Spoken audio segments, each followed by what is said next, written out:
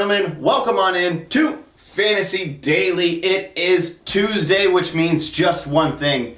It is waiver day, of course, and we have the big waiver show for you. A great week for waivers. A great week for all those 0-3 teams who are feeling down. That group text message about everybody teasing you, saying that you're the worst at this. It's growing. They're joining people. They're adding people in from their work. People who don't even play fantasy. They're adding people into the group chat just to make fun of you, and it feels well deserved because you are 0-3, but this is the week.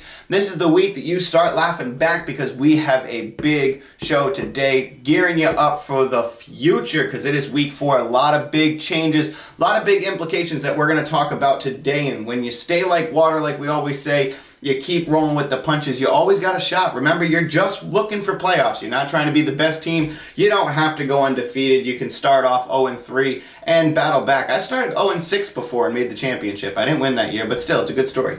So we are going to talk today about week 4 waivers and some big name players that you might not be looking at. Ladies and gentlemen, if you don't know, I, as always, am your host, Nathan Passwell. Follow me on TikTok at Fantasy Daily Football, on Twitter at @NPasswell, and on Instagram, Fantasy Daily _. Those are the places on social media where you can find me being a goofball, telling you how to pick up running backs and who to trade for, stuff like that if you don't feel like watching the whole show because you don't love me enough. No, I know you YouTube viewers are always my favorite. You guys know that. My Spotify listeners, you as well, are in that same category because you guys listen to the full show, the full meat, the full fantasy football content. We can't get enough. Let us get right into it because we got a lot to talk about today. Let us first cover the big ballin' players that are currently going into week 4. Mr. Saquon Barkley is the big story for me. Having a big game last night, supplanting himself or that doesn't make sense. Supplanting would mean he put himself out, but planting himself at running back 1 overall. Awesome for Saquon Barkley. All the managers out there who took the shot on Saquon Barkley, maybe he fell to you and you were like, this is just too good to be true, or maybe you were like, let's see what happens, I need a running back. But either way, you got the running back 1 on the season currently, and I do expect Saquon Barkley to go back to there. I have now put Saquon Barkley right in the category with Derrick Henry, and I'm going to keep him there basically until further notice. But Saquon Barkley's got the schedule. He's making it happen. The team's really leaning on him, and he is, he's getting back to it. He said that last year when he was injured and all that stuff, hearing all the chatter in his hair, he lost a lot of confidence. So knowing now that he has the confidence back and he's running with it, they're giving him the opportunity. Very excited for Saquon Barkley. Nick Chubb is at 2 after a very big game. James Robinson is at 3. So James Robinson, just like we all predicted in the offseason, in the top 5. Clyde sitting pretty at 4. Very nice. Like Clyde, a lot of people not buying in yet, and I understand the appeal, but I do expect his usage to continue to go up, to stay relevant. He's getting a lot of red zone work. I know that touchdown dependency when it looks like looking at a guy like that is pretty, scary and shaky, but it's going to keep happening. I do expect the usage to go up. I do expect the value of the work that he gets. The red zone work, that's very valuable work.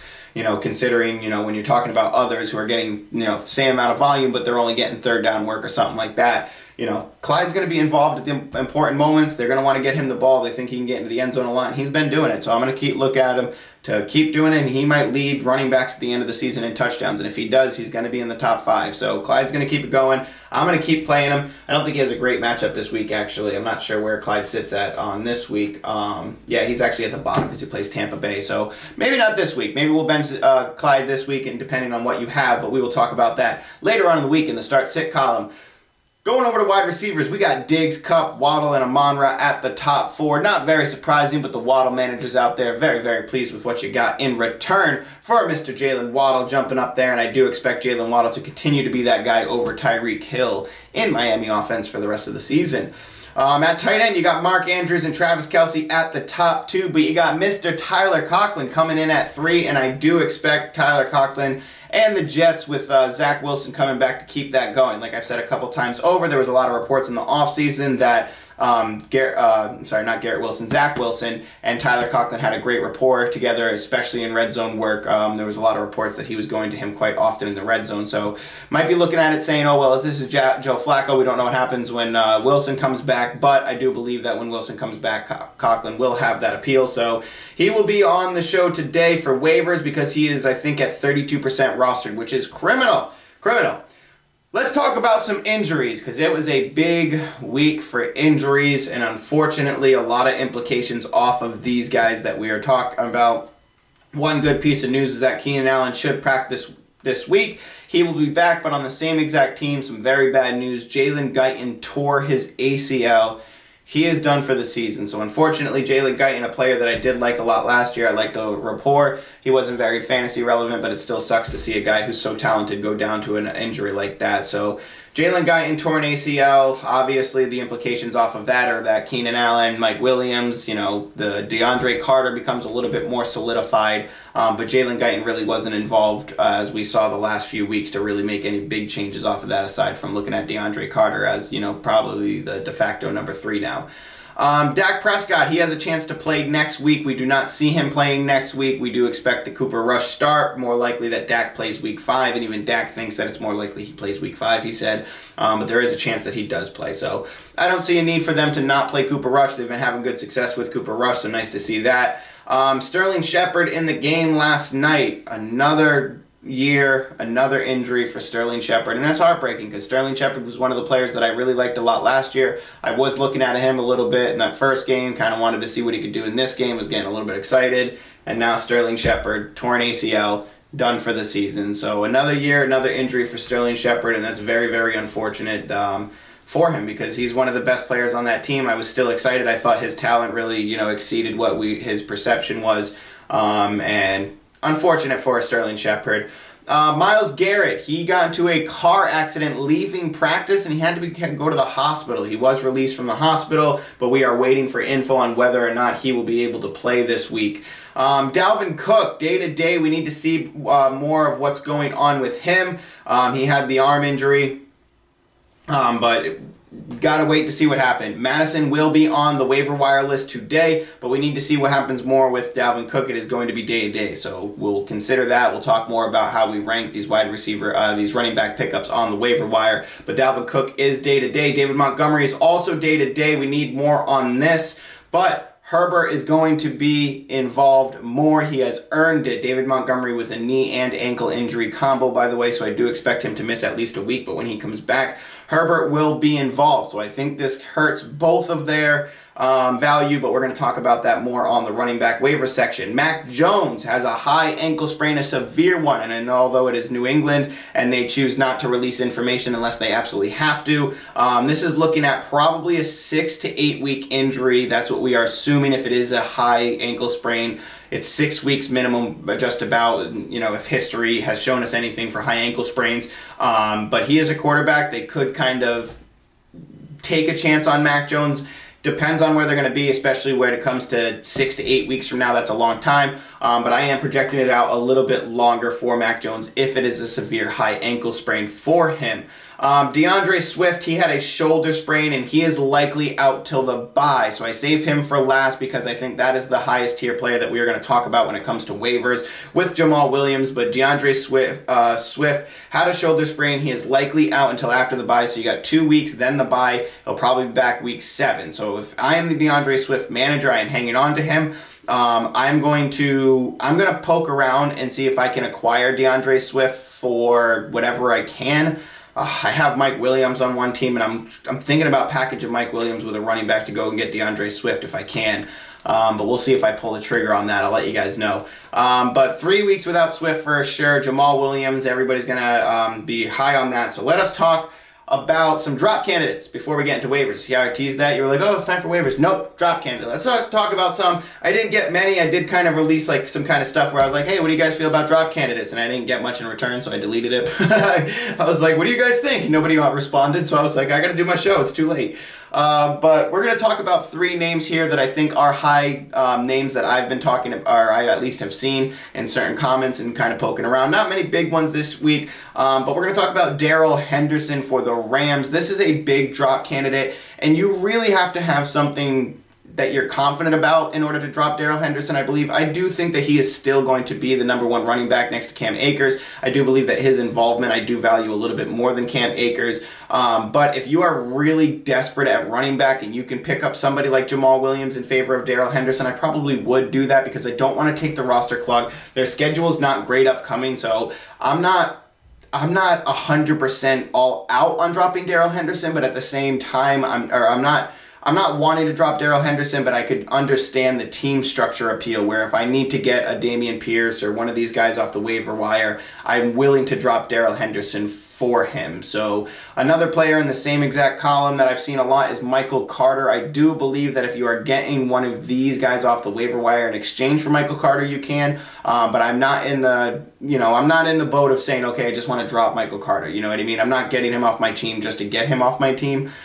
So you can, if you're getting one of these people in exchange for both of these guys. Like I said, if you're getting somebody in exchange, I do consider these guys upgrades. Probably outside of Khalil Herbert, I consider these guys upgrades.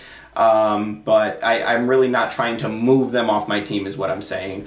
The only wide receiver drop candidate I have, which I saw a lot of, was DJ Moore. The return of Laviska Shenault got a lot of people shook, especially with Robbie Anderson there. DJ Moore with very low involvement. I do not believe that I want to drop DJ Moore. Like I said, he is in the same consideration. If I am getting rid of DJ Moore and I'm getting somebody like Romeo Doubs, that's probably the only option I will take.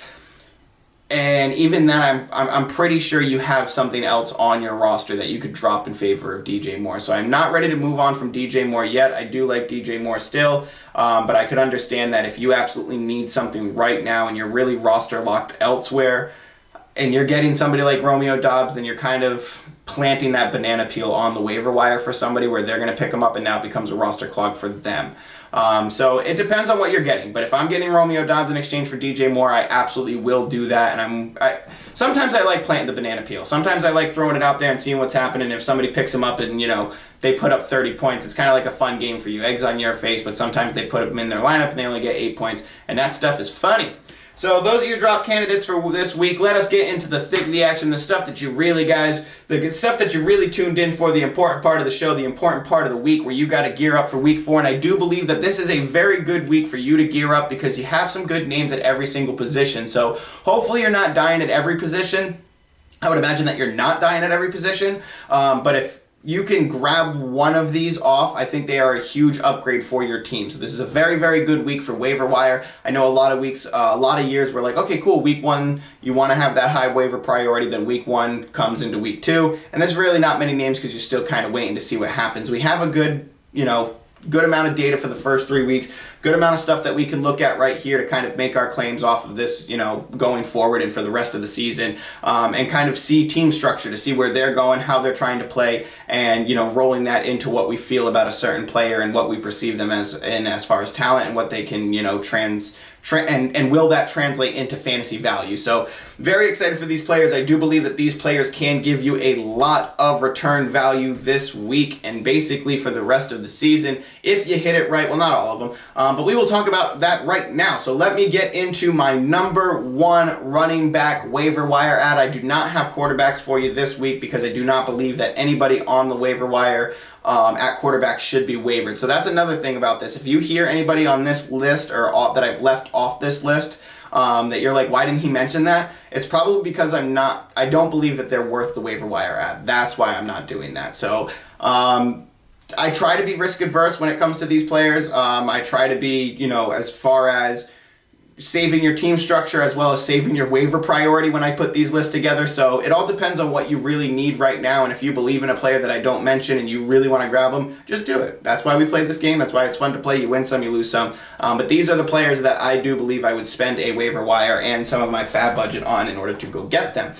So my number 1 overall pick at running back would be Jamal Williams. And that's obvious because Jamal Williams has been very involved with DeAndre Swift on the field. And now that DeAndre Swift is taking a 2-week absence into the bye week, Jamal Williams is going to get fed the ball a lot. And they have a good matchup this week. I'm very, very excited for Jamal Williams to have an absolutely monster game. I do think there is going to be a little bit more involvement of the running back 3 there. His name's escaping me right now. But Jamal Williams will get a ton of targets. I don't want to get off topic, but Jamal Williams will get a ton of work. So I do believe that Jamal Williams, you don't have to be afraid of anybody else who's behind him. The team has already said they're going to get him a little bit more involved, but Jamal Williams is going to be the beneficiary of DeAndre Swift going down. And to me, it's obvious that even when DeAndre Swift comes back, you're not going to feel awful about Jamal Williams being on your team. Therefore, he, for me, is easily the number 1 waiver wire at running back. Dameon Pierce. He is my number 2 running back waiver wire ad because he is finally getting the full allotment of snaps, and he has a great matchup this week. Who's he playing? I can't remember.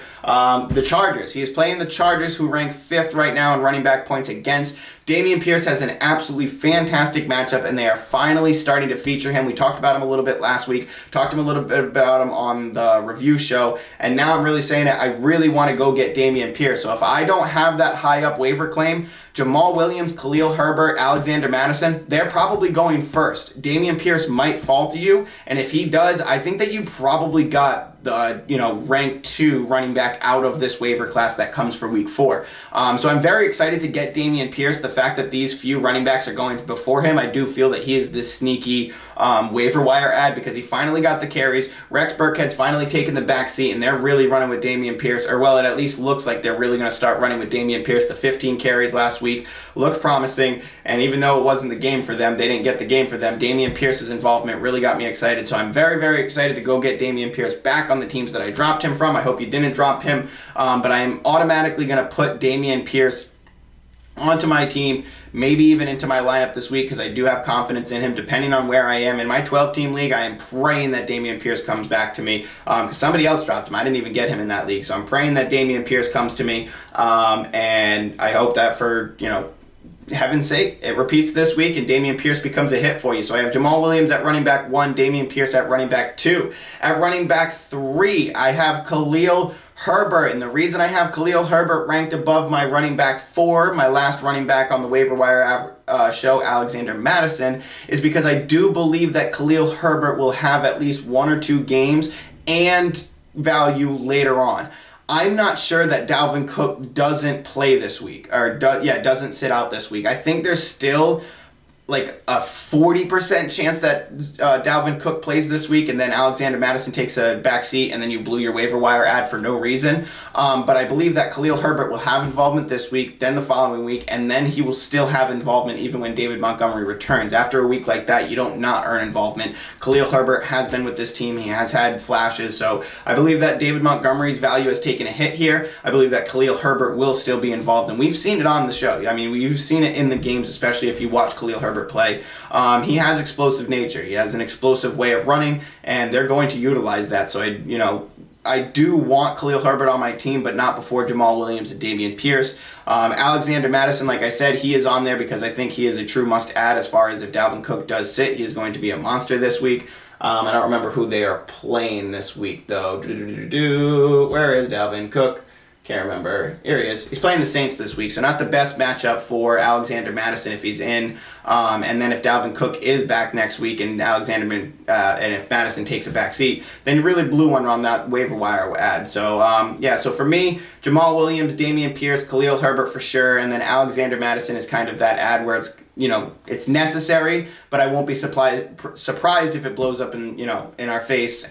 But when you're in a 12-man league and it's deep and there's nothing out there, and Alexander Mattison happened to be dropped for a Garrett Wilson last week or whatever it was, absolutely all over Alexander Mattison for that, just to see what happens, just in case he does play. Because if Cook's out, I'm still playing Mattison against the Saints, but I don't know about longevity, whereas feel as Jamal Williams, Dameon Pierce, they got the longevity. Very excited for Dameon Pierce. Moving on to wide receivers and my number 1 overall ad for the week, and that is, it's saying something even for me when I'm looking at it, because I was like, I can't really say if I would rank him over Jamal Williams, but I do believe that Romeo Doubs is the number 1 waiver wire ad overall this week, because Romeo Doubs really has a chance not only to become the wide receiver 1 in Green Bay, but basically bail out Aaron Rodgers for doing mean stuff during the season. That's the nice way we'll put it. Aaron Rodgers does not deserve Romeo Doubs. And that was kind of my reaction all game watching Romeo Doubs play. Romeo Doubs is an explosive talent. The way that this man runs routes, the way that he goes up and gets balls, the way that he kind of twisted his body around to make some plays in that game, it was really impressive. And I know that Aaron Rodgers saw what we saw. And when you go 8 for 8, 78 yards and a touchdown for Aaron Rodgers in a game where he kind of needs it, dude, it's Aaron Rodgers. He's not going to not go back to that. He just helped him beat Tampa Bay. He just helped Aaron Rodgers get a win over Tom Brady.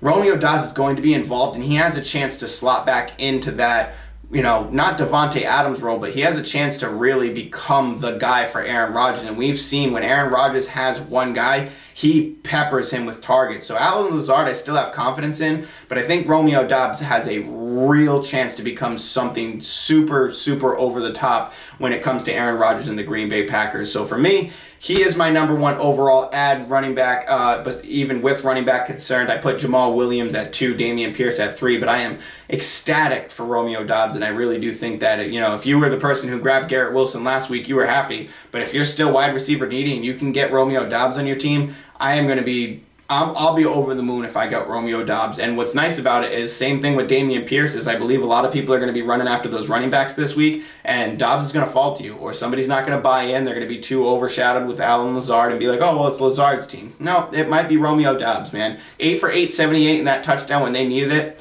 Aaron Rodgers doesn't forget stuff like that. So very excited for Romeo Doubs. I do believe that he has true potential to jump into the wide receiver 1 category if he earns that role from Aaron Rodgers, which I think it's a very real possibility if you watch the game. My next wide receiver ad is Chris Olave. Michael Thomas came back in with an injury, but I do believe that Chris Olave, especially from what we saw in the game with the 11 targets going Chris Olave's way, he has a chance to really continue his breakout as far as his ability of what he can do, to really show his talent. If him and Jameis really start to get a connection and those targets start coming to him, and it doesn't have to be 11, but if it's 7 to 8 per game, Chris Olave has a real chance to jump into the wide receiver 2, wide receiver 1 category. And I do believe his consistency there, when it gets there, is going to catapult your wide receiver core. So I love Chris Olave to be a player that can jump onto your team and be somebody in, kind of the Brandon Cooks category, where there are those few outlier games, but his consistency is great and his upside is massive. So I like Chris Olave. I do believe that he can really put some straps, some staples on your wide receiver core, and you can feel good about it. So Michael Thomas with those injuries, if they continue, Chris Olave is going to be a huge add for your team. Moving on to the tight ends, the last 2 players that I got for you today. A little bit of a condensed show, not so much maybe. My number 1 tight end ad, which actually would probably be like my number 3 ad this week. I'd probably rate it Doubs, Jamal Williams, and Tyler Conklin. Tyler Conklin is still 32% rostered, which is absolutely criminal. He is the tight end 3 on the year. And I know it's the Jets. It's not great. It's kind of gross. But if he continues to get it done, that is what we like here. Consistency, the rule of necessity when it comes to this team. Joe Flacco's passing in on the inside, but like we said at the top of the show, I think we already talked about it. Wilson likes him in the red zone. They talked a lot about it in the offseason. Joe Flacco's throwing in the ball. I do believe Tyler Conklin will continue to keep it going. So if you need tight end help, like I said, this is a great week for you to really build your team. If you need tight end help, you got Tyler Conklin. Next up, you got David Njoku, who put up 23 points last week with Jacoby Brissett. He had 11 targets from Jacoby Brissett, and if you can target David Njoku in certain games like that, I do believe that David Njoku can kind of go up there with the Tyler Higbee and Gerald Everett, kind of level of tight end. So I love David Njoku. That was actually John Landry, Fantasy Daily Analyst, who we haven't seen in a little while. He had David Njoku as one of his sleepers this week, this year. So David Njoku maybe making that rise from a man, John Landry. But like I said, guys, so that's our waiver wire show. I got Jamal Williams, Dameon Pierce, Khalil Herbert, Alexander Madison in that order. Romeo Doubs, Chris Olave, Tyler Conklin, David Njoku. And like I said at the top of the show, this is a big, big week for us to really turn our teams around from that 0-3 where you're kind of worried. Hopefully you got the quarterback. Like I said on the 0-3 segment or the 0-2 segment last week, you should be good at quarterback. There's a lot of good names out there. And if you are in a double quarterback league, or if you're in a 1 quarterback league and somebody has a quarterback double rostered, you could probably easily package trade them because they're going to want the bench spot. So if they have a great, quarterback, if they want the bench spot, especially with names like this, you can probably go out there and trade for one of those quarterbacks if you're needy without having to, pay too much to get them. But I think you should by now be good at quarterback. As far as running back goes, Jamal Williams, Dameon Pierce, I think those are 2 players that could really, be staples in your running back duo, or even put them in one of your flex. If you're hurting at flex, that would be amazing to have one of those guys in your flex. And then Romeo Doubs, completely team changing if he becomes that player. Tyler Conklin, super steady. He's going to keep it going. I trust him to keep it going.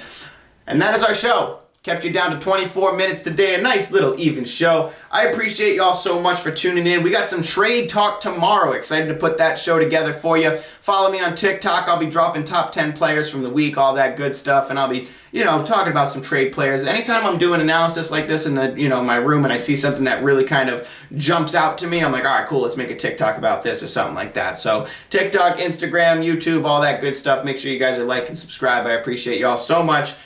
Good luck on the waivers tonight. Drop the questions below if you got some ad drop players. I'd love to see them. I'd love to answer the questions. Even if you guys know me and you're in my leagues, drop some questions for me. Drop some comments. Give my page some buzz. Appreciate y'all so much for coming by. My Spotify listeners, I'm so glad I got to keep you within a half an hour this week because I'm always rambling on, or today. Appreciate y'all so much for listening, tuning in, looking at me, whatever you guys have been doing. I appreciate y'all so much. Take care.